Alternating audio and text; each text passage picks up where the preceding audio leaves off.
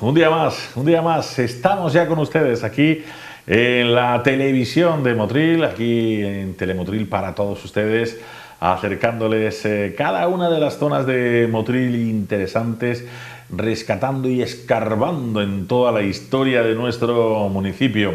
Veníamos precisamente de calles muy interesantes, la calle de los gremios, las calles de los oficios, como yo suelo decirlo habitualmente, y de esa calle también Romero Cibantos, este político que conocíamos bastante bien en el programa anterior, con toda esa calle también de los gremios en la parte sur de Romero Cibantos. Conocíamos todos los nombres, como la calle de Chamorro anteriormente, José García León y Pizarro, luego fue calle 14 de Abril, Calvo Sotelo, y luego volvió a ser calle de Romero Cibantos, de Don Isidro Romero Cibantos. Conocíamos también las calles de los gremios, calle Zapateros, Espaderos, Cuchilleros, que eran como se conocían antiguamente. Luego, pues lógicamente, pues han ido avanzando en el tiempo, como calle Espaderos, que se convirtió en Rodríguez Martín, la calle Cuchilleros, calle Pavón y calle García Pizarro,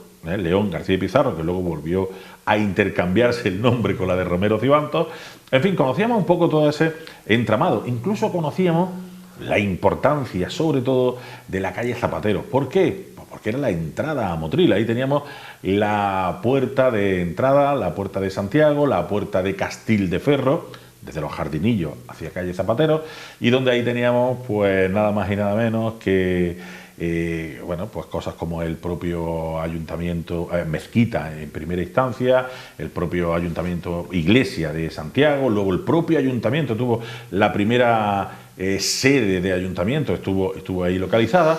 Incluso don Manuel Domínguez nos contaba cómo ahí, entrando a mano izquierda, ¿no?, desde Jardinillo, entramos a Zapatero, en la parte izquierda, estamos hablando, cómo ahí teníamos incluso una callecita, un callejoncito, Callejón de las Calaveras, porque posiblemente iba hacia el antiguo cementerio musulmán, el cementerio del Makbar, como enfrente se supone que también había una pequeña casita, una pequeña residencia de la reina Aixa Alorra. Imagínense qué importante era esta calle, ¿no?, la calle de Zapateros, y luego todos estos gremios que estamos viendo.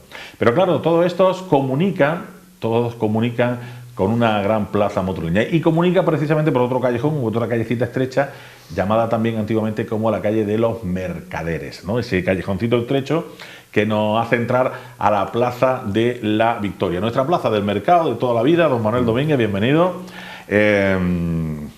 Vaya pedazo de plaza que tenemos ahí. Sí, y además debe ser muy antigua también, en proporción a la situación con respecto a la calle Zapatero, donde estaba la mezquita, donde estaba el ayuntamiento y tal. No sería extraño que esa plaza, de lo que nosotros llamamos hoy Plaza de la Victoria, fuera el Zoco, la plaza del Zoco musulmán, ¿no? El auténtico Zoco, musulmán. O parte de ella, ¿no? A lo mejor no toda entera, pero parte de ella. Esa plaza se debió modificar cuando aparecen los frailes mínimos de la Victoria en Motril. Sobre el final, en la segunda mitad, la última mitad del siglo XVI, a instancias de uno del ayuntamiento, de los regidores del ayuntamiento, un poco peleados con los curas de la iglesia mayor, pues decide intentar traerse un convento a Motril. Los motrileños no todos estuvieron muy de acuerdo con eso, porque tener un convento era caro, era prestigioso, pero también costaba dinero. Pero al final lo consiguen, que se establezca en Motril en la orden de los frailes mínimos de la Victoria, y hacen su convento en la plaza. Debieron darle terreno, esos terrenos debieron ser huertas, o si no fueron huertas, fueron casas. El caso es que esa zona sur de la Plaza de la Victoria, donde hoy está el Colegio de los Agustinos, pues evidentemente conformaría el antiguo convento de los frailes mínimos de la Victoria, que debió estar terminado de construir pues a finales del siglo XVI, y después se le añadiría la iglesia de la Victoria, que terminó de construirse en 1505, entre el 1504 y 1505. Ahí se va a conformar esa plaza, esa estructura de la plaza. Una plaza que tiene una gran importancia porque con el paso del tiempo se convierte en la plaza de las verduras. Las cosas se vendían, en Motril no había una plaza del mercado, había varias. Es decir,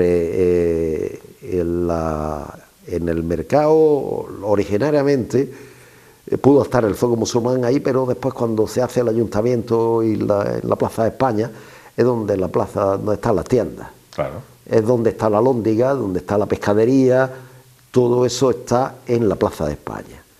Y también muchas tiendas en la zona del Postiguillo de Bea, en la Plaza del Postigo de Bea o la Plaza Javier de Burgos en la actualidad.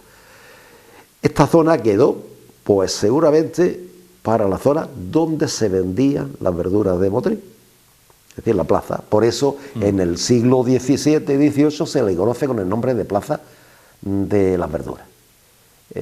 Plaza de la Victoria, posiblemente hasta la iglesia de la Victoria, Plaza de la Victoria, lo que es el convento, lo que hoy prácticamente el Colegio de los Agustinos, y a partir del Colegio de los Agustinos, la segunda parte de la plaza sería la Plaza de las Verduras. Y ahí se estableció ya, y ahí hay fotos de esa época, ya en el siglo XIX el mercado de Motril.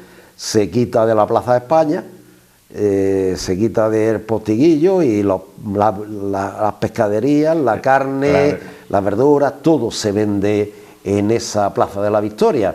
Una de las grandes reivindicaciones de los motrileños era hacer un mercado. Algunos se hace y ahí está construido en esa foto que aparece ahí, pero un mercado con casetas. Sí, un mercado que no es nuestro actual. No, es un mercado de casetas, hasta tal punto que todavía se ven los burros pasados por mitad, ¿no? Es decir, pero se ve perfectamente toda la Plaza de la Victoria, todo es mercado, todo hay casetas, donde se venden casetas y puestos, donde se vende pescadería. Eso que estamos viendo a la izquierda es la pescadería. Eso te iba a preguntar, ¿cuál es la orientación real? Porque a lo mejor algunos están pensando ¿cuál es la orientación de esta foto? ¿Cuál? La de azul. La de los burros, claro. La de los burros. Lo que se ve al fondo es la calle Ruiz y una casa que había ahí, en la calle Ruiz, al final de la calle Ruiz, que hoy no existe. En la calle Ruiz, al fondo había otra huerta, una huerta. Y lo que pasa es que en la foto, y se ve al fondo, el edificio que se ve al fondo, el Hospitalico. Todo eso es lo que conforma el mercado de Motril, la plaza del mercado de Motril. Evidentemente todo eso se derribó para hacer el mercado actual que se hace en 1955. Pero una de las grandes reivindicaciones, en 1914 se inaugura ese mercado que tenemos en esa foto, que ya era un avance, porque todas las palabras lo que decían en aquella época es que el mercado de Motril era una cosa infecta. Claro, es lo que estamos hablando, que si en este caso el tema de la pescadería, el tema de las carnes, todo eso ya implica, conforme va llegando, pues, los frigoríficos, etcétera, etcétera. Era una cosa infectada y es una de las reivindicaciones de los ayuntamientos, y siendo alcalde Gaspar Esteban Rabasa se inaugura ese mercado que tenemos en esa foto, que ya estaba bien organizado con sus casetas y sus cosas bien hechas. Antes lo que nos podemos imaginar es que debía hacer puestos y allí a plena tipo placilla, ¿no? Es decir, claro, que es lo que se hacía en esa época, ¿no? Lo curioso es que después nuestro mercado municipal se construye al final de esta plaza, ocupando parte de una huerta que había ahí y parte de unas casas que había ahí. Se construye el mercado municipal de Motril, el que conocemos hoy, una plaza del mercado de Motril, que es de 1955, se hace ese mercado. La verdad es que es muy curioso porque esta plaza tiene una historia increíble, ha sido la plaza comercial de Motril, primero de las verduras, ¿no? Y después se convierte en una plaza de mercado y por supuesto, desde el punto de vista religioso, pues ahí está el convento más importante que tenemos en Motril, que es el convento de la Victoria, y una de las iglesias más importantes que tenemos en Motril, que es la iglesia de la Victoria. Y una de las tabernas también más importantes la tuvimos ahí. También, y un mesón, y perdón, una posada, la posada de la Victoria. Ahí en la posada de la Victoria, justo enfrente, ¿no? Justo enfrente de la iglesia. De la iglesia. Justo enfrente de la iglesia. En esa posada de la Victoria está la leyenda del Cristo de la Expiración. Aparece a principios del siglo XVII, unos señores aparecen allí, que parece que son extranjeros, o vienen de Italia, o algo por el estilo, total, que aparecen con un cajón, se alojan en la posada, y un día desaparecen, se van sin pagar, un día desaparecen. Y dejan el cajón allí. Pero dejan el cajón allí, y el posadero, que no sabe qué hacer con el cajón, llama al teniente corregidor para que vengan a abrirlo, y se encuentran la imagen de un Cristo crucificado en ese enorme cajón. Al final decide discutir si lo colocan en la iglesia o lo colocan en la iglesia de la Victoria, o lo colocan en el hospitalisco. En el hospital, al final deciden colocarlo en el hospital, y fue uno de los cristos más milagrosos de Motril, el Cristo de la Agua. Se sacaba, allí estuvo la Veracruz en ese mismo sitio, y es un Cristo muy venerado por los motrileños, una talla magnífica, debió ser una talla magnífica por las fotografías que se han conservado, y era el Cristo de las Aguas, el Cristo que se sacaba. Pues cada vez que en Motril no llovía o llovía demasiado, era el Cristo que se sacaba. Desapareció en la guerra, es decir, no se encontró ni una astilla del Cristo. Como tantas cosas. Ahí hubo una historia que es muy curiosa, es cuando hablamos de historias curiosas de Motril, ¿no?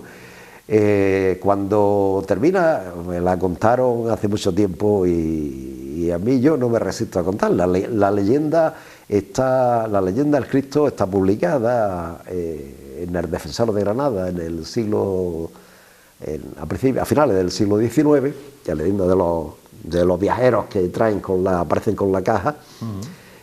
Pero la otra parte me la cuentan al final, ¿no? Es decir, que 1937, Motril entra a los nacionales, digamos, la junta militar que gobierna Motril la preside el coronel Baturone, que por cierto se le puso la calle Fundición, se le puso el coronel Baturone, y entonces el coronel Baturone ordena, seguramente por el arzobispado, o los curas, o don Salvador, o quien fuera, pues que se recupere todo lo que se haya sido destruido de las imágenes de santos y cosas así que se habían destruido en la época del 36, cuando se queman iglesias, destruyen iglesias y tal. Encuentran restos de muchos de los santos destruidos, y tienen especial empeño en encontrar algo del Cristo de la Expiración en Hospitalico. No encontraron nada, no encontraron ni una astilla. Nada, mientras que de los demás santos que había allí se encontraron los restos de los altares, de los retablos y tal, del Cristo de Expiración, ni una astilla, ni de la imagen ni de la cruz. Y algunos motrileños pensaron milagrosamente que el Cristo había desaparecido, igual que apareció milagrosamente, también había desaparecido. Él mismo había decidido desaparecer. Había decidido desaparecer milagrosamente. Esa es la historia. Y ese Cristo estaba en la posada nueva, que se abre en el siglo XVIII en la Plaza de la Victoria, y que se conservó hasta los años 80, o finales de los 80, estuvo allí esa posada intacta. Estuvo hasta intacta. Relativamente hace poco. Sí, estaba intacta, estaba arreglada, lógicamente, pero la posada de la Victoria estuvo allí hasta yo llegué a conocerla y a hacer algunas fotos interiores a principios de los años 80. La historia de esta plaza. La plaza fue arreglada en época de Luis Rubiales. Bueno, no pudimos ver mucho porque la obra hacen, pero sí que tengo noticias de que aparecieron cosas, aparecieron algunas habitaciones en la esquina de la cafetería Toledo, un sótano, es decir pero esta época pues tampoco se permitió hacer muchas excavaciones en esta época. El convento se derribó para que los agustinos hicieran el colegio.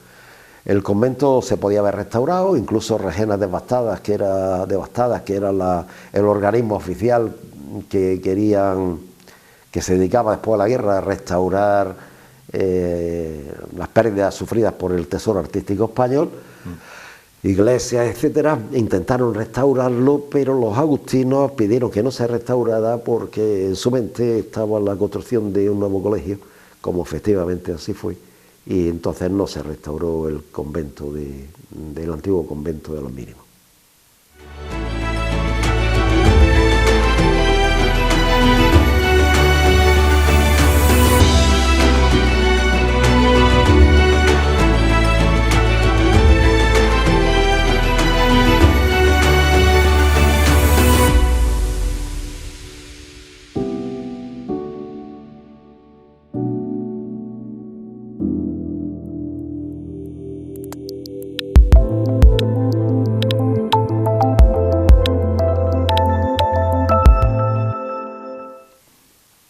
Ahí estamos viendo imagen precisamente de la destrucción, ¿no? También de este convento, de esta iglesia de la Victoria, que tiene una historia en sí misma, ¿no? ¿Verdad? Porque... Sí, la iglesia de la Victoria es una de las iglesias. Yo hace poco publicaba un articulillo sobre la iglesia de la Victoria. Yo lo titulaba Poder y Memoria, la capilla funeraria de Alonso de Contreras, que siempre nos sale por todos lados. Don Alonso. Es la iglesia de la Victoria, que él la construye para enterrarse, él y su familia, ¿no? Eso te iba a decir. Es decir, tiene una historia muy curiosa, es una iglesia... Y las campanadas, ¿no? Una iglesia... Ha muerto. La campanada. Es una iglesia que está a medio camino entre el barroquismo, manierismo, protobarroco, una iglesia muy interesante. Por desgracia, los techos de madera se quemaron en la guerra, pero en términos generales se ha conservado bastante bien. Se quemaron ornamentos y retablos y esas cosas, pero lo que es arquitectura, exceptuando los techos de madera, que se quemaron todos, pero la iglesia de la Victoria conforma un patrimonio.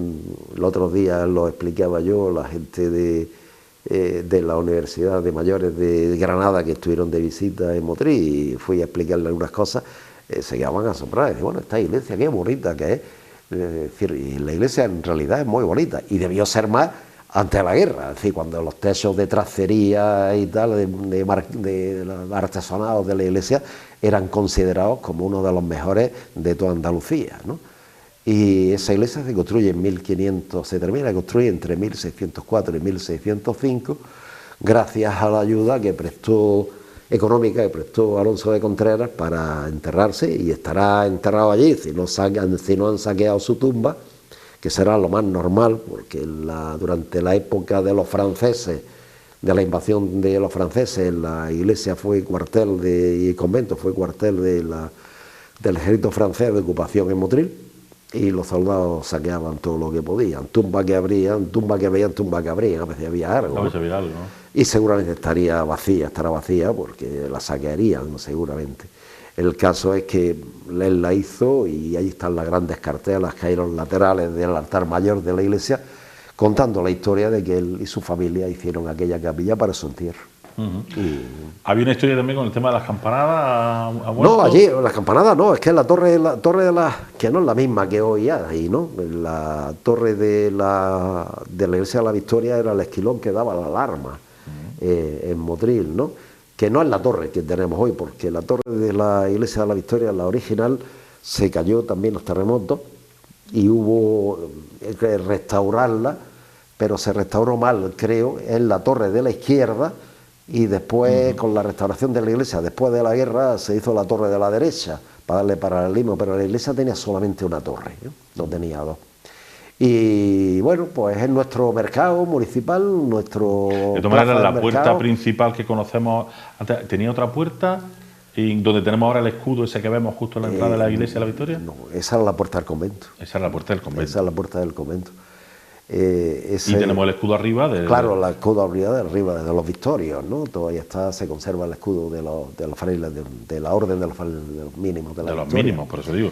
Fue ese escudo que mucha gente llega, ve ese escudo ahí, labrado un poco en piedra de Motril, como decimos nosotros. Pues con piedra gris del Cerro del Toro, de la cantería del Cerro del Toro, de la cantera del Cerro del Toro. Fue el convento más rico de Motril, llegó a tener más de 3000 marjales y más de 50, 60 casas, y un montón de censos, que el otro día lo miraba yo, está en los libros de censo, está en el Archivo Histórico Provincial. Los censos eran los frailes se dedicaban a prestar dinero, tipo hipoteca. Entonces uno devolvía sobre una casa, uno quería comprar una casa o quería pedir una hipoteca sobre una casa. Los frailes que tenían dinero, lo que hacían era hacer una escritura de censo, es decir, una escritura de hipoteca. ¿De hipoteca? Sí, ellos dedicaban su negocio, el negocio Alonso de Contreras también, o gran parte del negocio de Alonso de Contreras era los censos. Eran hipotecas, se hipotecaba. Si uno quería tener dinero, por ejemplo, para arreglar la casa, pues hipotecaba la casa, le daban su dinero para que arreglara la casa y él lo devolvía, algunas de los censos, pues a 20, 30, 40 años o para toda la vida. Y los censos se heredaban, es decir, siempre se marcaba un interés y la renta del censo, es decir, pagaban dinero pues mensualmente o anualmente. Una hipoteca en toda regla. Una hipoteca. Se llaman, los censos son el inicio del origen de la hipoteca. Y compraba cosas hipotecadas, es decir, yo compro un trozo de tierra y en vez de comprarlo un dinero, porque no tengo dinero, lo compro a censo, es decir, y lo compro a plazo, hipotecándolo. Y para hipotecarlo y para poder comprarlo lo hipoteco, es decir, a la misma vez que lo compro lo hipoteco. De manera que me dan el dinero, me dan la tierra, pero está hipotecada, porque si no pago, me quitan la tierra, o si hay garantía y me piden garantía, hipoteco por otras cosas que yo tenga, mi casa, lo que sea, ¿no? Es decir, que ese era el modelo de compraventa, era muy frecuente en la época de la Edad Moderna. Por eso eran tan ricos también, ¿no? Y tenían tanta... Era un negocio como otro cualquiera, es decir, yo presto dinero y cobro unos intereses, y a lo mejor los intereses, pues, es decir, que pueden ser todavía, después de las desamortizaciones, la Iglesia de la Victoria cobraba censos que estaban del siglo XVII. Todavía pagaban 200 años de hipoteca. No, después nos quejamos aquí de los 30 años, pero en aquella época pagaban 200 años de hipoteca. Los familiares dirían, anda que la herencia que me han dejado a mí, la herencia que me han dejado. 200 años de hipoteca. Es verdad que a lo mejor tenían la casa o tenían las tierras, pero claro, tenían también... Tenían muy poco dinero y entonces, pues la única forma muchas veces de poder comprar la gente pobre y actualmente pasa igual. Y actualmente pasa igual. O sea, era préstamo, ¿no? Era dinero a censo, a préstamo. Y bueno, pues estos mínimos, los frailes mínimos de la historia, tenían una enorme propiedad de tierra y de casa, que la obtuvieron, la mayor parte de ellas la obtuvieron, primero porque lo que le diera Alonso de Contreras es lo que le dio Alonso de Contreras y lo que le dio algunos más, pero la mayor parte de ellos por los testamentos, de manera que si alguien se moría o se iba a morir, era muy de prestigio que las misas de salvación, porque ellos entendían en la Edad Moderna que contra más misas se dijera, más posibilidades de salir del purgatorio más rápido, pues era más de prestigio, o parecía que santificaban más y daban más posibilidades de salir más pronto del purgatorio si las misas se decían en un convento más que en la iglesia mayor. Solución, como no tenían dinero, lo que hacían es que la misa, que valía 34 reales una misa, lo que hacían era dejar una finca al convento, de manera que con la renta de esa finca se pudieran dar todas las misas. Claro, eso, y para siempre jamás, que era la fórmula que se usaba, para siempre jamás. Eternamente. Te doy esta finca y mi familia eternamente retiene una misa los viernes a las 12 de la mañana. Cuando habían pasado 5 o 6 años, los curas habían olvidado de la misa, pero se habían quedado con la tierra. Y eso es lo que conforma el patrimonio. Otros que deciden, me quiero enterrar en el convento, y bueno, pues enterrarse en el convento era mucho más caro que enterrarse en la parroquia. Había que pagarlo. ¿Que no tienes dinero para pagarlo? No es un problema. Dame una finca o una casa y yo te entierro. Y eso es lo que hacía. Es decir, yo te doy mi casa y a cambio de que tú del valor mi casa pago el entierro. Imagino que en esa época también, estamos hablando de que habría muchísimo más sexismo que ahora. No sé si las mujeres tenían el mismo trato. Sí, las mujeres en ese aspecto todos tenían que pagar, el entierro se pagaba. Mientras pagaran daba igual. La única diferencia es que cuando se moría un hombre se tocaba las campanas a pino, es decir, se le daba la vuelta completa a las campanas 3 veces. A pino. A pino se llama eso.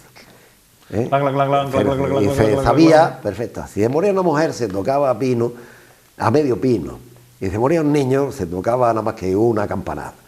De manera que la gente sabía perfectamente por el ruido de las campanas si se había muerto un hombre, se había muerto un niño, se había muerto una mujer. Claro, estaban discriminadas, evidentemente, porque no era lo mismo un toque a pino que un toque, evidentemente, a llano, que se llamaba, ¿no? ¿Por qué? Porque era más barato, era una mujer, no había tanto. Y los entierros pasaba igual, es decir, en las mujeres ricas, pues el entierro tenían su pompa funeral importante, acompañamiento, y las otras, pues nada. Y los hombres, pues, los hombres eran más dados al acompañamiento. Y todos querían comprar misa. Es que la mentalidad de la ¿Cómo iglesia... ha sido la transformación eclesiástica? Porque estábamos hablando de los mínimos, estamos ahora en Agustino. Claro, el convento se desamortiza. Primero se desamortiza parte de las propiedades del convento en época de los franceses. En época de José I, rey de Francia, se desamortiza. Gran parte de los ornamentos de plata y oro del convento, unas cuantas arrobas importantes de oro y plata, son desamortizadas y se las llevan los franceses a Granada y de Granada desaparecieron. En el año 1834, Mendizábal, los liberales, Mendizábal, organizan otra desamortización. La famosa desamortización. De bienes eclesiásticos, y desamortizan las propiedades del convento de la Victoria, las propiedades todas, el sentido territorial y el sentido económico, también los censos, ¿no? El sentido económico. Y desamortizan y venden las propiedades del convento y las propiedades venden el convento, venden la iglesia a un tal Juan Ruiz y venden pues todas las fincas, las 3.000 metros, las casas, venden todo. Todas las casas que hemos dicho anteriormente. Las casas, los marjales de tierra, tenían los mínimos, tenían hasta la Bernardilla, Cortijo de la Bernardilla de ellos también. Es decir, que todo eso lo venden y algunos aprovechan pues, para comprar tierra a bajo precio, porque los bienes nacionales se vendieron a bajo precio. Después, la parroquia, es decir, la iglesia, se convierte en 1843, el arzobispado consigue que la compra el ayuntamiento y la dedica a teatro, a secaderos era y teatro. Fue el teatro municipal durante un tiempo. Ajá. La iglesia de los agustinos estaba perfectamente, pues tenía su escenario y fue teatro municipal. En los años 40 y tantos, 43, 44, la iglesia se le cede al arzobispado para que sea ayuda de la parroquia.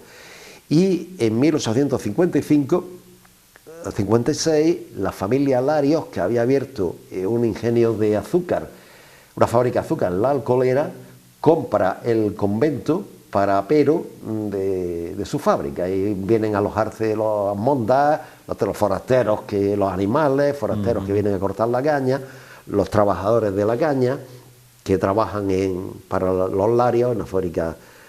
Y después, en 1888, la iglesia se arregla.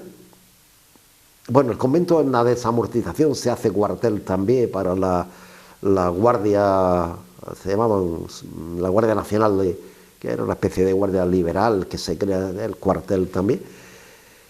Y lógicamente, pues, en 1886, 87, por ahí aproximadamente, 89, la Orden Tercera de los franciscanos se queda con la iglesia y arreglan la iglesia, te gastan 10.000 duros que los paga 3 señoras de Motril, no sé qué 3 señoras, pero lo pagan entre 3 señoras el arreglo de la iglesia.